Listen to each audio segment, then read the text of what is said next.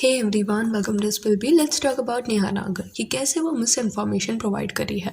And ये जो finance category के इन्फ्लुएंसर्स होते हैं ना, उन्हें थोड़ा ज़्यादा रिस्पॉन्सिबल रहना पड़ेगा with the information that they are sharing, because people who follow them ना do take their advices and accordingly वो प्लान करता है कि कैसे उन्हें अपने फाइनेंस को हैंडल करना है। सी आई अंडरस्टैंड कि एट टाइम्स छोटी मोटी गलतियाँ सबसे होती है, no one can be perfect, तो मिस इन्फॉर्मेशन एट टाइम्स लोग गलती से दे देते हैं। बट ये कैटेगरी ही ऐसा है जहाँ पे लोगों को थोड़ा ज़्यादा रिस्पॉन्सिबल होकर बात करना पड़ेगा, क्योंकि नेहा नागर जो है वो टैक्सेस के बारे में, इन्वेस्टमेंट के बारे में, then different financial thumb rules के बारे में अपनी वीडियोस में बात करती हुई दिखाई दी है। एंड इसमें से कई ऐसे वीडियोस है जिसमें भर भर के ना आधा सच या मिस इन्फॉर्मेशन प्रोवाइड किया गया है। CA करके भी चैनल है, follow them and I love them. बीच में उनसे एक इन्वेस्टमेंट प्लान के कैलकुलेशन में ना गलती हो गया था एंड कमेंट्स में एवरीवन स्टार्टेड टेलिंग देम कि कैलकुलेशन इज रॉन्ग। तो LLA ने क्या किया कि और एक वीडियो बनाया रेक्टिफाइंग देयर मिस्टेक एंड ये एक्सेप्ट भी किया कि उनसे गलती हुई है। PPF still beat mutual funds. पिछला शॉट थोड़ा जल्दबाजी में गलत हो गया, I apologise, let me reattempt. But mutual fund में पहले टैक्स देना है, जो कि इस बार मैंने सही कैलकुलेट किया है। और उसके तो जब कोई अपनी गलतियों को एड्रेस करता है then that is fair,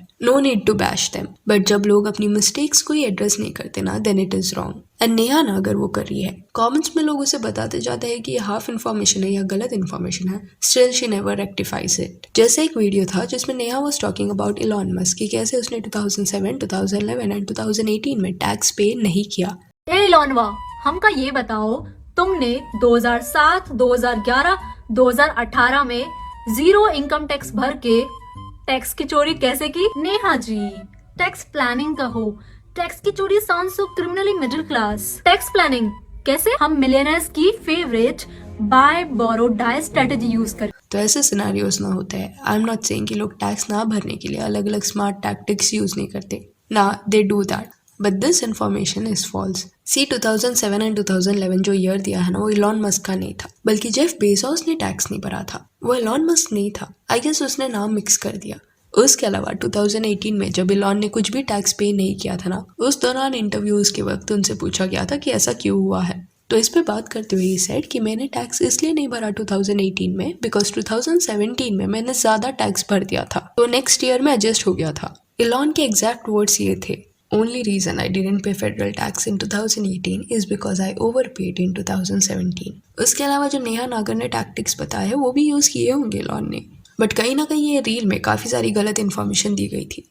other than that, if you see, LLA has been very vocal about the fact that उन्हें कई insurance companies than financial sector में जो स्टार्टअप्स होते हैं ना, उनके मेल्स आते हैं for promotions and all, but LLA काफ़ी प्रॉपर वेटिंग करता है एंड फिर ही कोलैबोरेशंस के लिए हाँ बोलता है। इफ़ दे फील कि जो भी इन्वेस्टमेंट या इंश्योरेंस प्लान है या जो भी सर्विसेज है वो उनके व्यूअर्स के लिए फ़ायदे से ज़्यादा उनका नुकसान करा रहा है, देन वो वैसे लोगों को मना कर देते हैं। सब चीज़ों को वो हाँ नहीं बोलते। Whereas I have noticed that Neha Nagar promotes apps or platforms just for the sake of promoting it. Market में उसका नाम अच्छा भी नहीं होगा, still she promotes it. सी कई लोग होते हैं जो अपने ऑडियंस को ना कुछ भी बेचने के लिए रेडी होते हैं via promotions, and that is okay, it is their choice. Neha के केस में भी ये उसका चॉइस है, पर लॉन्ग रन में अकॉर्डिंग टू मी ये उसके अगेंस्ट वर्क करेगा। रीजन बीइंग, कुछ वक्त पहले ना I used to watch her videos to gain knowledge in this area, but eventually I started noticing that she is putting forth few platforms जो इतने अच्छे नहीं हैं, just for the sake of promotions वो ऐसा कर रही है।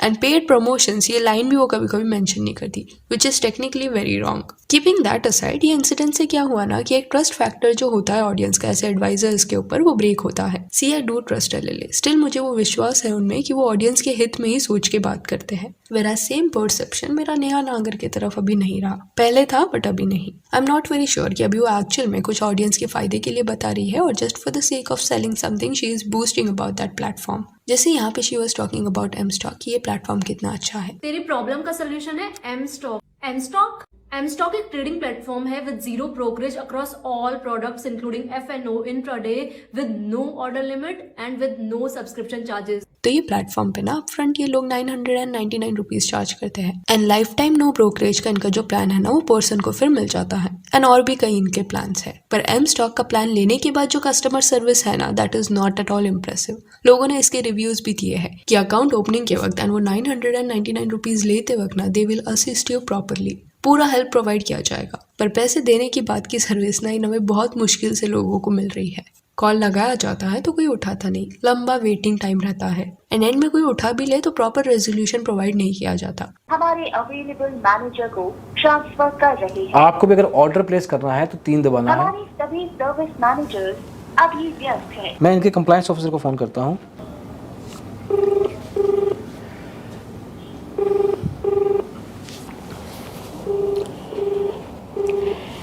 जो कि हम कर रहे हैं, पर ये इसलिए भी दिया जाता है कि ये फ़ोन उठाया जा सके। कई रिव्यूज इस ऐप के बारे में आपको मिल जाएंगे जहाँ पे लोग कस्टमर सर्विस को कॉल लगा लगा के थक गए हैं। देन इवन ये ऐप ना काफ़ी हैंग होता है, जो ट्रेडर्स के लिए एक बड़ा ड्रॉबैक है। तो ब्रोकरेज बचाने के चक्कर में लोग 999 रुपीज़ पे तो कर देते हैं, पर कुछ लोग ये ऐप हैंग होने के इशू के चलते ना काफ़ी लॉस फेस कर चुके हैं। एंड फ्री में इन अ वे कुछ मिल रहा है तो ऑफकोर्स सर्विसेज एट टाइम्स इतनी अच्छी नहीं होती। बट नेहा नगर जैसे एम स्टॉक को पोर्ट्रे कर रही थी ना, वैसा ये प्लेटफॉर्म नहीं है। इसी वजह से कमेंट्स में कई लोगों ने ये लिखा that do not misguide your audience. एक पर्सन ने लिखा था, please stop misguiding people, so many new traders follow you for knowledge. This app is Korean company and they don't give you service and it is completely waste of money. Just for your referral money you are posting this marketing videos not expected from you. And then मैंने कुछ ऐसे videos भी नेहा नागर के देखे जहाँ पे वो podcast जो करते हैं ना फाइनेंस रिलेटेड, उनके ऊपर पैरोडी टाइप वीडियोस ने बनाया था। बट इन माई ओपिनियन अभी कुछ महीनों से Neha is also doing the same thing. जैसे ये SBI क्रेडिट कार्ड वाला स्कीम मिस इन्फॉर्मेशन है, ये प्रैक्टिकल नहीं है। This is how you can go on a honeymoon for free. 7 days international honeymoon की कॉस्ट आएगी अराउंड 1 लाख। और इंडिया में वेडिंग्स पर हम जनरली खर्च कर देते हैं 15 से 20 lakh. Caterers, jewellers, photographer, dresses.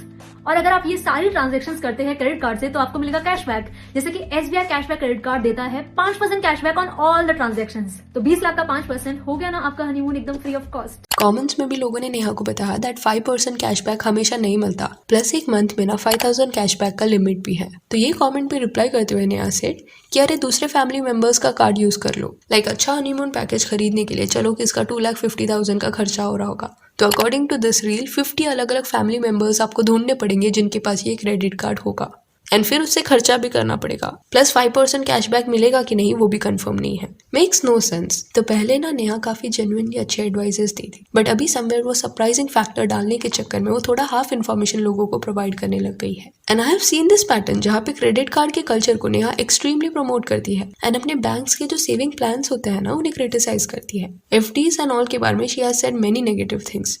Hello sharks, आप हमारे बैंक में अपना पैसा डिपॉजिट कीजिए और हम आपको 3-4% का रिटर्न देंगे, जो इन्फ्लेशन यानी महंगाई को भी मात नहीं देता है। Very nice. आपका ये पैसा हम स्टॉक मार्केट, बॉन्ड मार्केट में लगाकर 10-12% का रिटर्न कर। तो एक पर्सन ने उसके नीचे एक कमेंट किया जहाँ पे she said stop blaming and defaming the Indian banking system. मेरे माँ बाप ने बैंक में पैसा रख के पाला है, पढ़ाया है और शादी भी ऐसी ही की है। आई कम्प्लीटली अंडरस्टैंड कि क्रेडिट कार्ड यूज करने के पर्क्स है, but end of the day fact ये है कि स्पेंडिंग जितना ज्यादा उतना ज्यादा पर्क्स आपको मिलेगा। तो वो पर्क्स के पीछे जो भागता है ना वो खर्चा ज्यादा कर लेता है।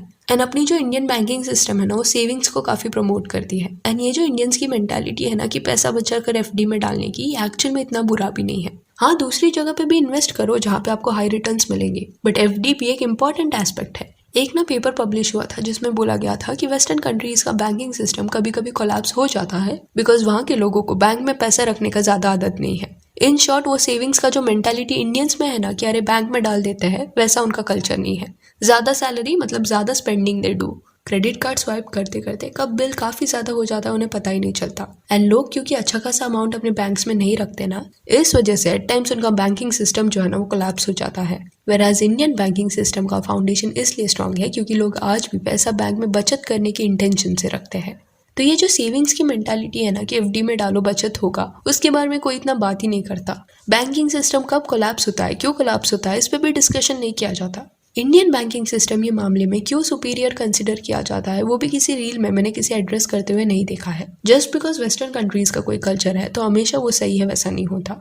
एंड हमेशा सिर्फ ब्लेम करना या कमियां निकालना आई फील सही नहीं है, बिकॉज आपके ये बोलने की वजह से ऑडियंस का भी यही थॉट बनता जाएगा कि अरे बैंक में पैसा रखना इतना एडवांटेजेस नहीं है। देन और भी काफी कंसेप्ट्स मैंने देखे जहाँ पे बताया गया है कि लोन लो, अगर पैसा है ना स्टिल लोन लो, क्योंकि जो आपके पास हाथ में पैसा है उसको इन्वेस्ट करो। अपनी कार लोन पे क्यों ली, फुल कैश में क्यों नहीं ली? क्योंकि कार लोन 8% के रेट पर अवेलेबल है, और अगर मान लो कि मेरे पास कैश था भी इतना तो मैं वो कहीं और इन्वेस्ट करके जैसे कि हाइब्रिड म्यूचुअल फंड एटसेट्रा वहां से आराम से 12-13% कमा सकती हूँ। सी ये लॉजिक सही है, आई am not against this logic, but कोई ऐसे रील्स में ये नहीं बताता कि कब रुकना है। अलग अलग लोन लेके ना एक पर्सन खुद पे बर्डन डालेगा ही। एक जो पैसा है उसके पास वो अगर इन्वेस्ट कर रहा है समझो अलग अलग जगह पे, एंड अगर वो मार्केट में इन्वेस्ट कर रहा है तो हमेशा रिस्क रहेगा। तो ये सब सुन के वो पर्सन क्या करेगा कि सब इन्वेस्ट करने में लग जाएगा एंड दूसरी तरफ से लोन लेता बैठेगा। That is not okay.